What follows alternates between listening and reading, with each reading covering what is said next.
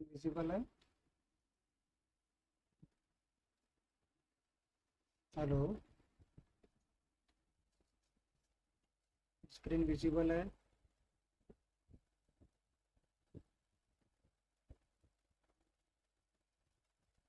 Screen visible है आप? Yes sir. Okay.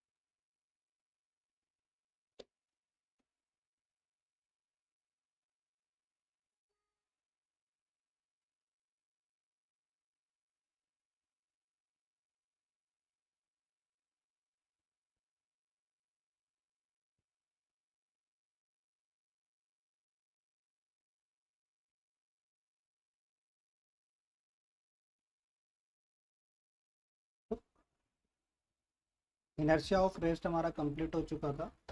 आज हम डिस्कस करते हैं यहाँ पर इनर्शिया ऑफ मोशन के बारे में। इनर्शिया ऑफ मोशन क्या कहेगा उसके पहले हमें हल्का सा हिंट पता होना चाहिए कि इनर्शिया ऑफ रेस्ट में हमने क्या सीखा था।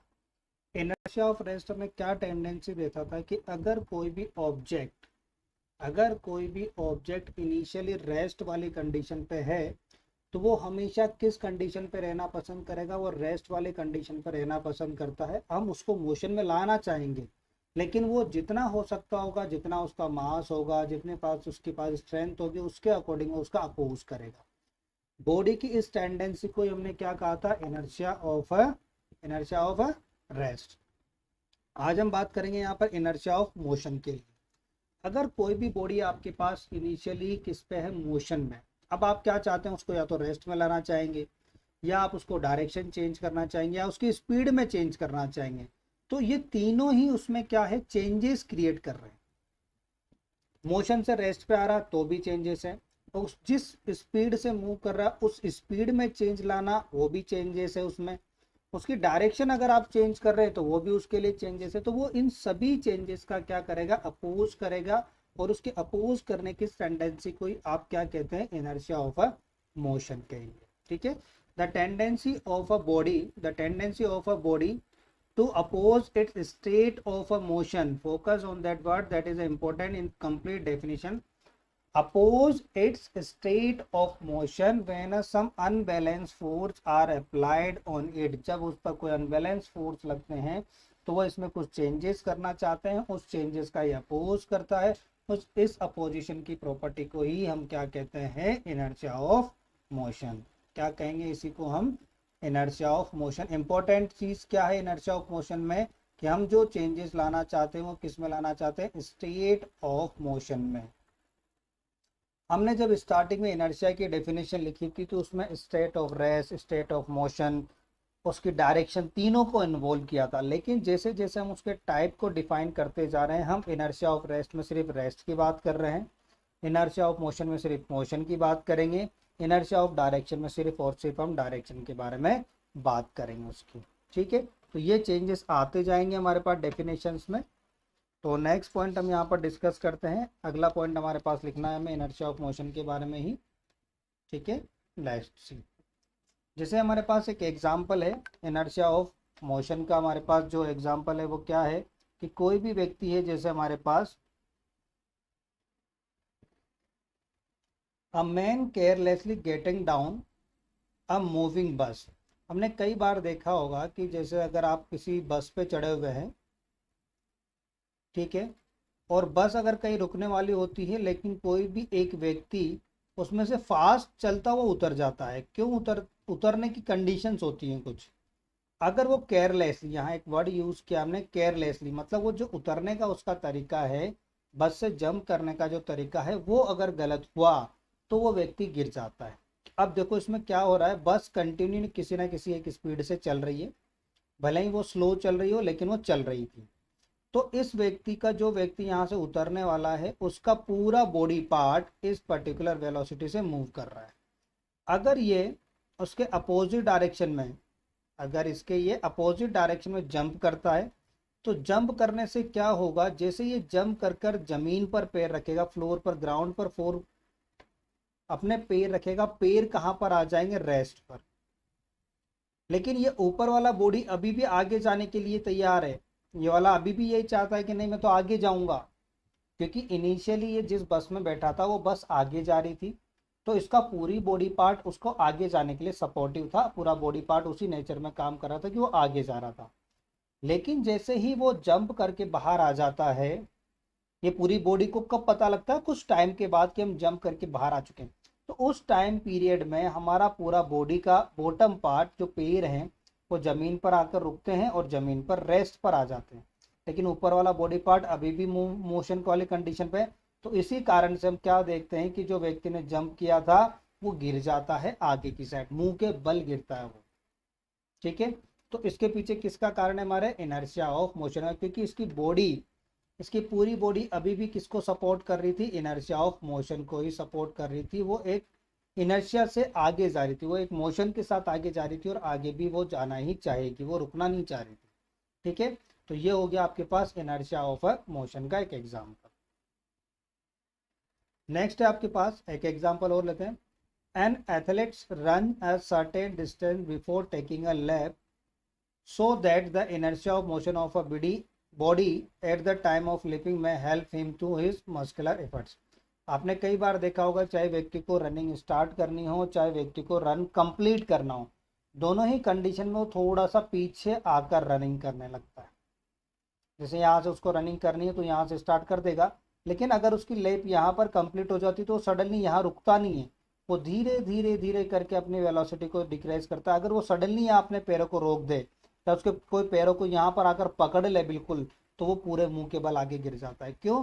क्योंकि अभी भी उसकी बॉडी क्या चाहती है, मोशन चाहती थी, वो उसका मोशन में ही रखना चाहती है, वो सडनली डिक्रीज नहीं कर सकती। सडनली रोकना उसका लिए क्या हो जाएगा, बॉटम तो पूरे रुक जाएंगे पैर तो, लेकिन अपर बॉडी पार्ट नहीं रुकता, तो वो आगे के मुंह के बल गिर जाता है। अगला एग्जांपल है, वी रिमूव द स्नो और mud from our shoes by striking them against. कई बार आप लोगों ने देखा होगा, जैसे शूज पर हमारे धूल मिट्टी वगैरह लग जाती है या मड लग जाता है, तो हम दोनों शूज को लेकर ऐसे ऐसे बजाते हैं, दोनों हाथों में लेके शूज को बजाते हैं। तो क्या होता है, या स्ट्राइक करते हैं एक दूसरे को, तो क्या होगा, जैसे आप दोनों शूज को ऐसे लेकर आते हो दोनों साइड दोनों हाथों से, तो वो किस में है, मोशन में, वो किस में है, मोशन में। और जैसे ही मोशन वाले शूज को आप आपस में टकराते हैं, जैसे अपन यहाँ पर बांध लेते हैं, जैसे ये पहला शूज है और ये दूसरा शूज है, अब आप दोनों अभी रेस्ट पर हैं, अब लेकिन दोनों हाथ में लेकर आपने इसको क्या करा, जैसे आप हाथ से लेकर इसको यहाँ धक्का लगाते हो और यहाँ धक्का लगा, दोनों को यहाँ आकर स्ट्राइक कराते हो। तो स्ट्राइक करने के बाद क्या होगा, पहले ये किस में था, मोशन में, जैसे आप स्ट्राइक करते हो ये किस पर आता है, रेस्ट पर। ये शूज तो हमारा रेस्ट पर आ जाता है, लेकिन इस पर लगी हुई मड अभी भी मोशन में है। तो वो क्या करती है कि जैसे आप, जैसे क्या होगा, जैसे अगर कई बार आपने कोई मूवी देखी हो तो उसमें आपने देखा होगा कि जैसे अगर कोई कार के ऊपर बैठा हुआ है और अचानक कार वाला कोई ब्रेक लगा देता है तो ऊपर बैठा हुआ व्यक्ति आगे जाके गिरता है।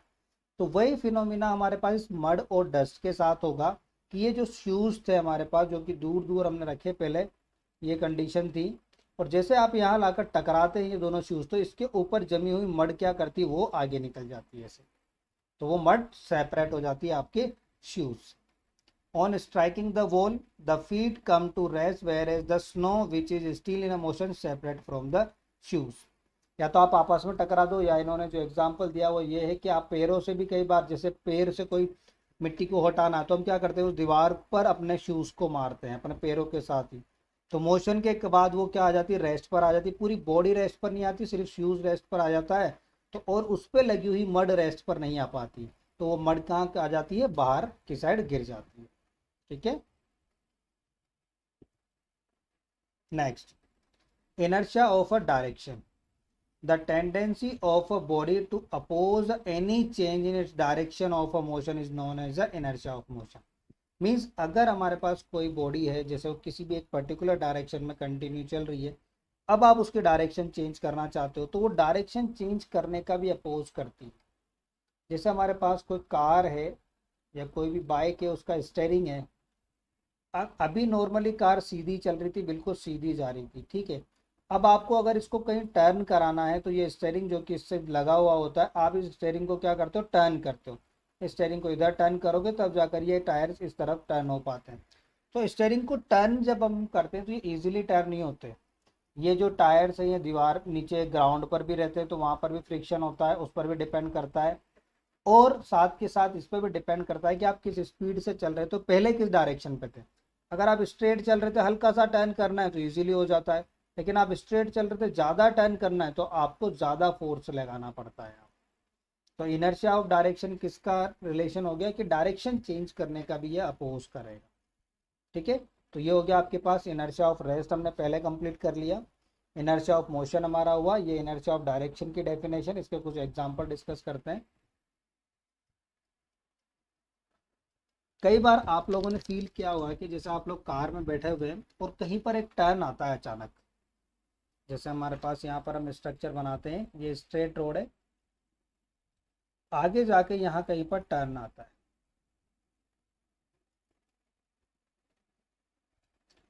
जिस कार में आप यहाँ बैठकर ट्रेवल कर रहे हैं, अभी आप सभी लोग उसमें स्ट्रेट जा रहे हैं, और आप जब कार स्ट्रेट जा रही है तो आप भी कहाँ जा रहे होंगे, स्ट्रेट ही जा रहे होंगे।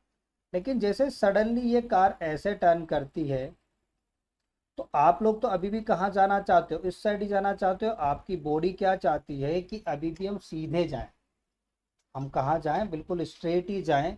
लेकिन इस टर्न के कारण क्या होता है कि गाड़ी तो इस साइड टर्न कर जाती है क्योंकि वो मैकेनिकल एनर्जी वगैरह सब कुछ है, उसके पास मैकेनिज्म लगाया। लेकिन हमारा जो बॉडी पार्ट है वो अभी भी इधर जाना चाहता है, तो हमें खुद को जैसे ही गाड़ी टर्न होती है हमें इस साइड, इस डायरेक्शन में एक फोर्स फील होता है। हम क्या फील करते हैं कि बाहर की साइड जिस टर्न में, अगर यही टर्न हमारा ऐसा होता तो हमारे टर्न की डायरेक्शन हम जो फील करते वो इधर करते, इस साइड डायरेक्शन फोर्स फील करते। इसमें हमारा डायरेक्शन ऑफ फोर्स आउटर, हमेशा सर्कल के आउटर साइड पर हम डायरेक्शन को फील करते हैं, फोर्स को फील करते हैं, ठीक है। पढ़ते हैं क्या लिखा हुआ है। If a car takes a turn along a curve track, जैसे हमारे पास कर्व ट्रैक है, ठीक है। The passenger experience a force acting away from the centre of a curve track. तो उसमें जो बैठे हुए पैसेंजर है वो क्या फोर्स को फील करते हैं, अवे, बाहर की साइड, सेंटर से बाहर की साइड एक कर्व होता है उस पर फील करते हैं फोर्स को, बैक साइड डायरेक्शन में, आउटर डायरेक्शन में। This is the result of tendency of a passenger to continue move along a straight path. ये क्या टेंडेंसी है कि जो व्यक्ति पहले सीधा चल रहा था अभी भी वो सीधा ही चलना चाहता है, लेकिन जैसे आपने गाड़ी को टर्न किया वो टर्न नहीं हो पाया, नहीं हो पाता है तो वो एक फोर्स लगाता है आउटर साइड पे, सर्कल के आउटर साइड में। ये एक एग्जांपल है हमारे पास इनर्शिया ऑफ डायरेक्शन का। ये हमारे पास एक और एग्जांपल है। देखो इसको डायग्राम के अगर आप देखोगे तो हम क्या कर रहे हैं, ये एक स्टोन है हमारे पास और यहाँ पर एक स्ट्रिंग है हमारे पास, ठीक है।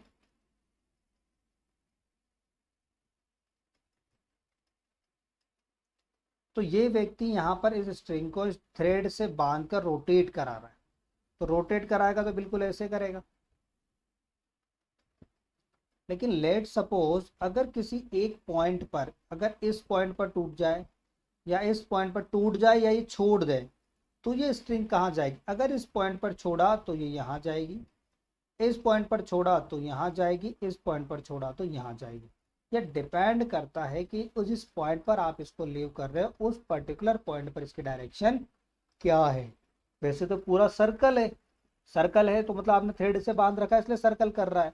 लेकिन अगर आप किसी पर्टिकुलर एक पॉइंट पर इसको लीव कर देते हो, छोड़ देते हो, तो उस पॉइंट पर इसकी डायरेक्शन क्या होगी, ये उसके टेंजेंशियल डायरेक्शन पे मूव करने लगती है।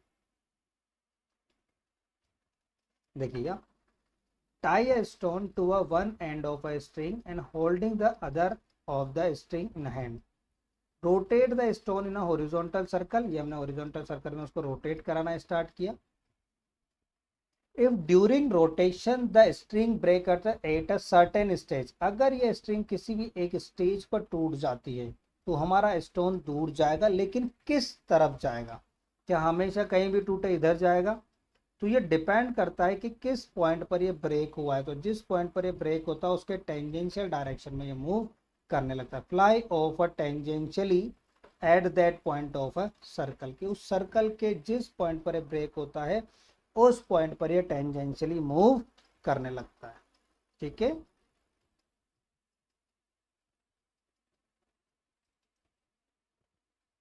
यहाँ तक कोई डाउट हो तो कोई पूछ।